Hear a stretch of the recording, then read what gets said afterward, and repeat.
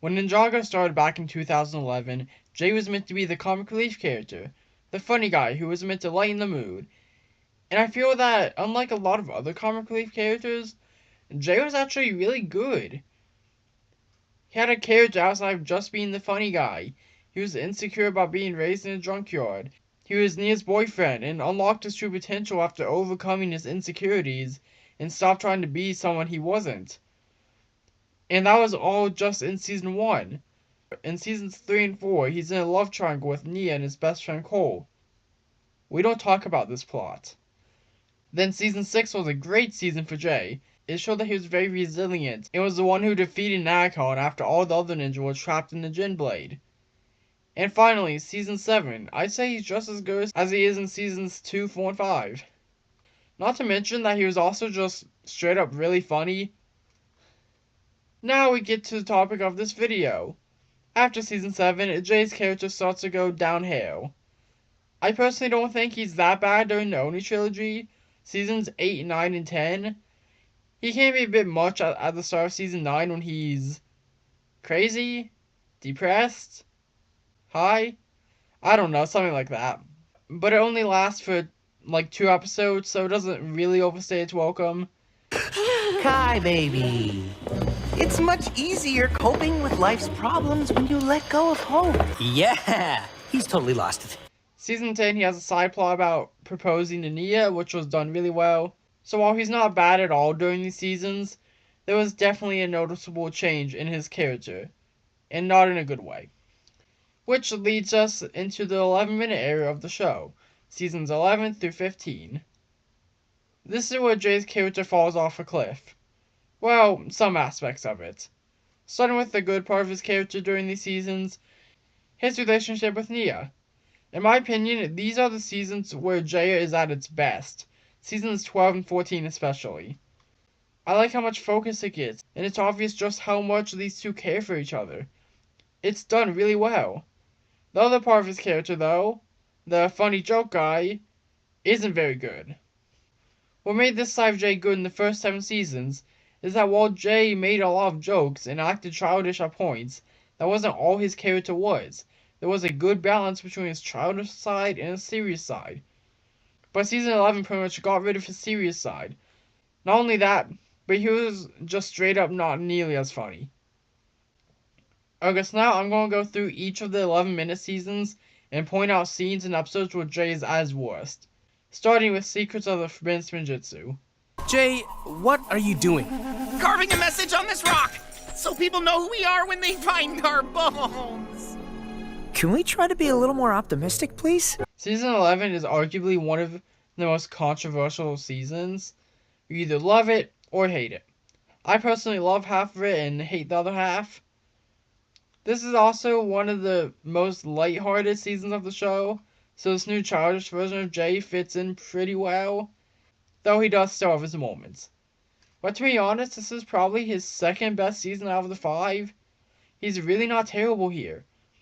I could have definitely gone without the row goo goo bit, and the vent scene in episode 14 just really annoys me.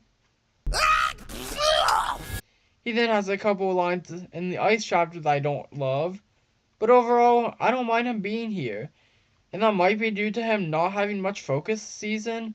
He's the only ninja who doesn't get something plot relevant to do. Kai and Nia are going through the Palace arcs, Lloyd is working through his trauma, Zane is committing genocide, and Cole is going on his little traveler's tree adventure. Jay is just kind of here, and I think that's a big reason as to why he's as bearable as he is.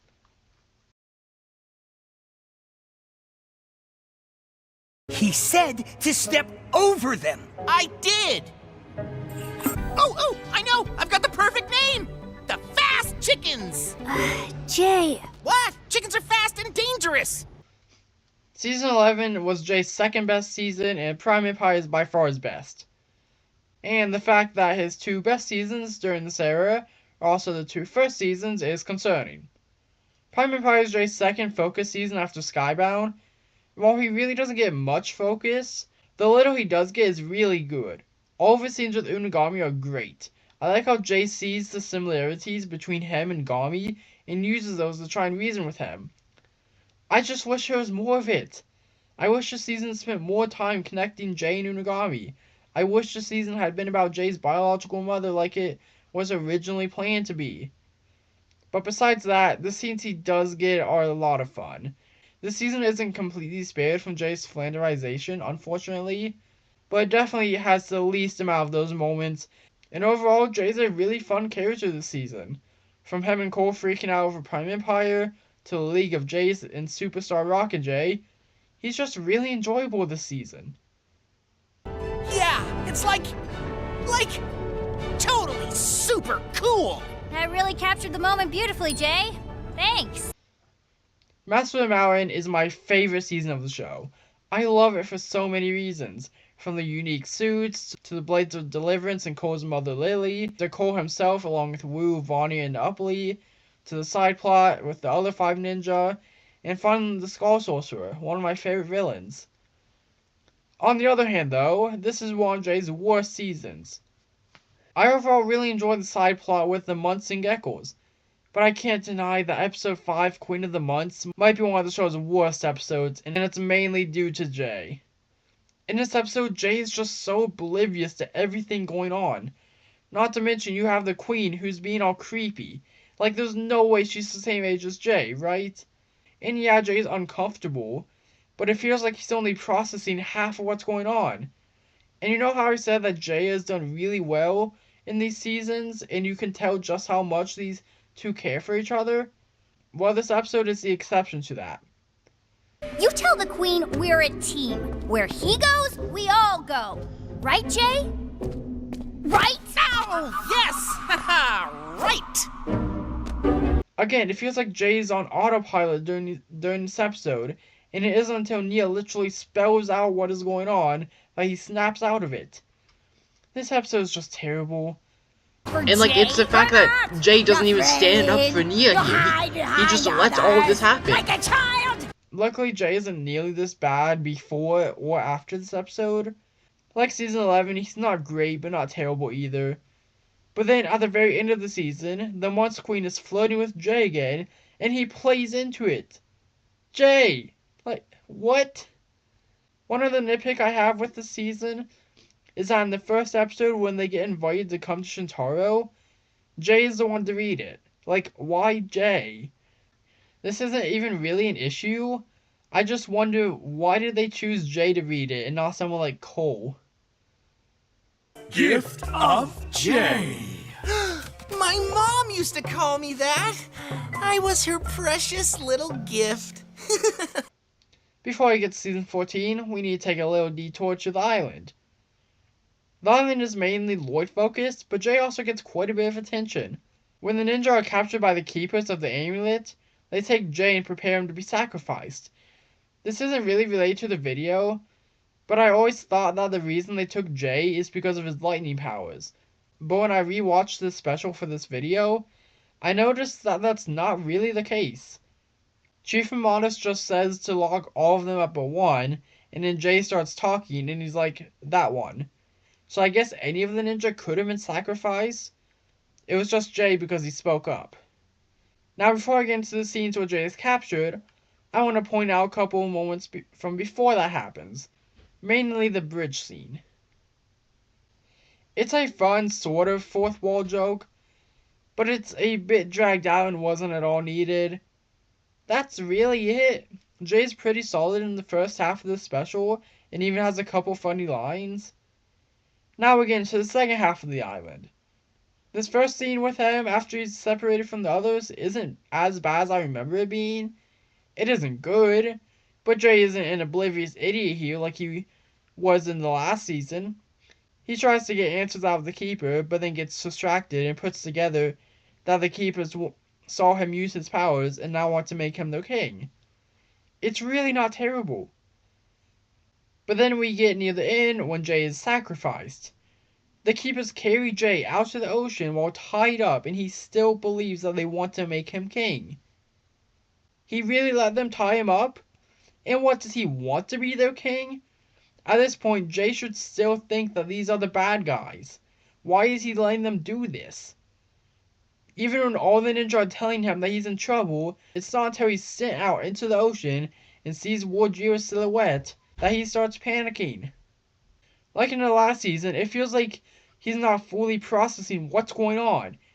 And I don't think I mentioned this yet, but they also made Jay's voice higher during these seasons, which makes scenes like this almost unbearable.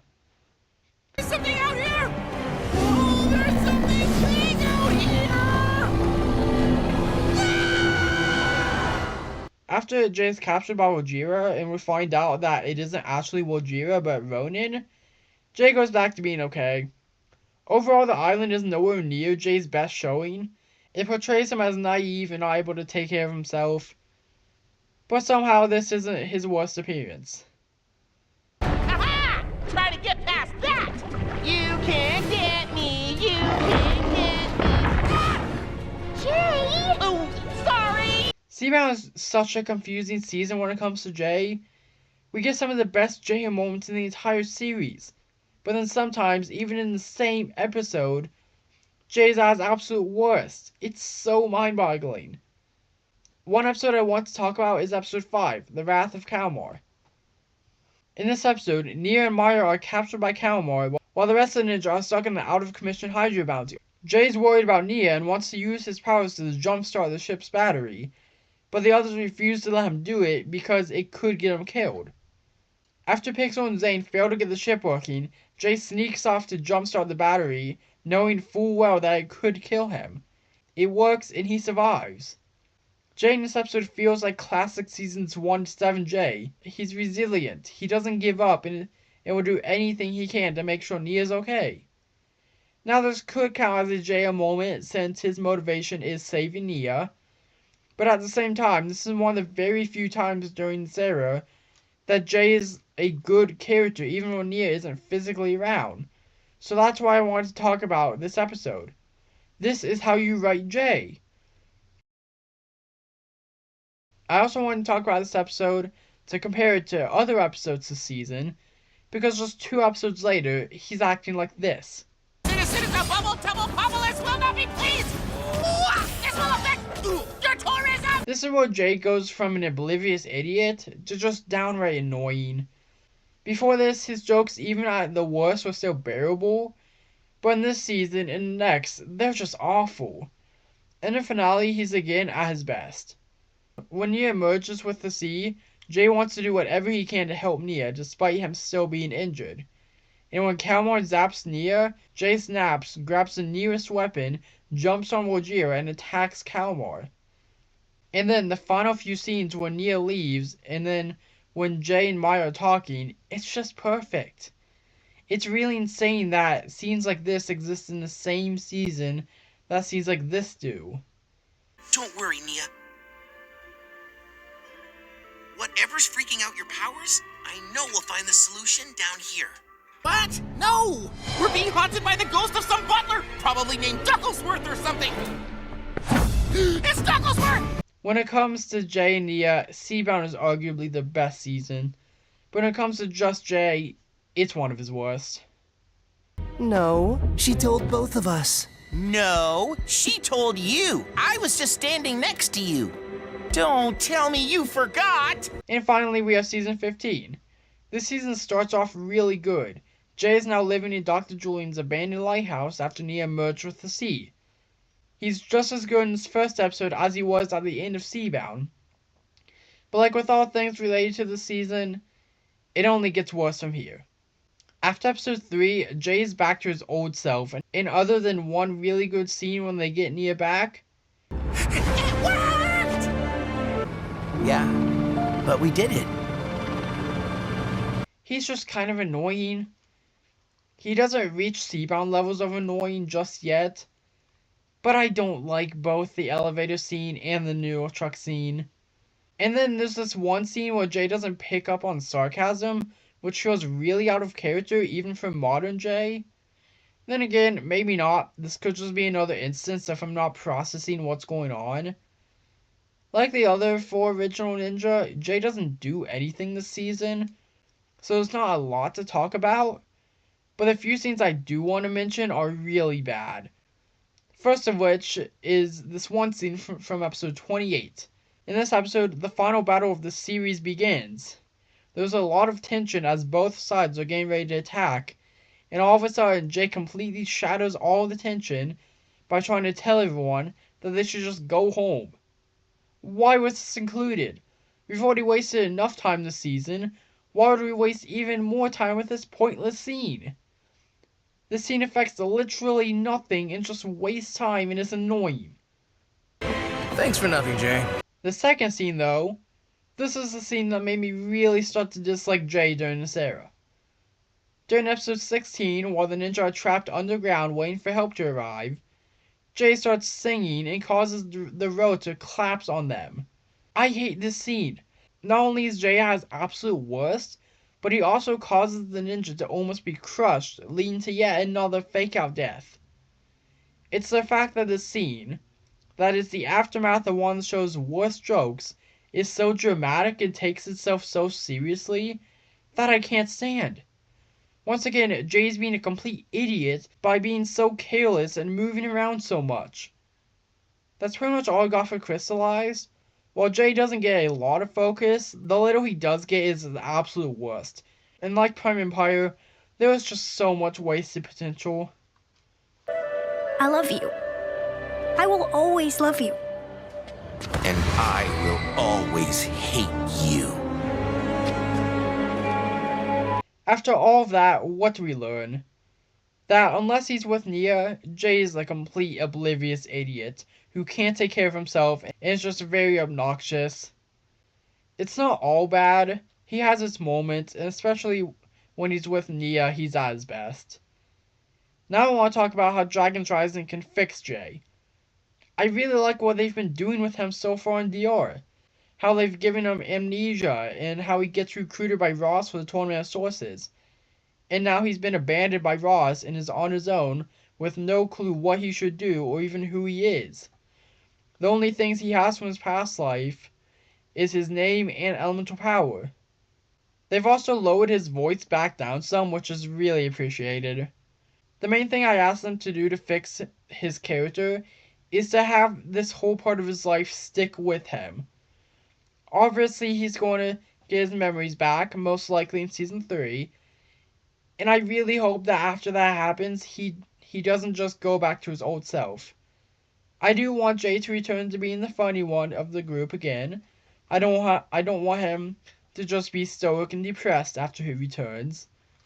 But I want him shattering his goodness and attacking Nia to mean something. I want it to stick with him. Maybe he feels like he doesn't deserve to be back with the ninja or even Nia's Ying anymore because of what he did. Or maybe he only partially gets his memories back in Season 3, and Season 4 is spent regaining the rest of his memories and rekindling his relationship with Nia.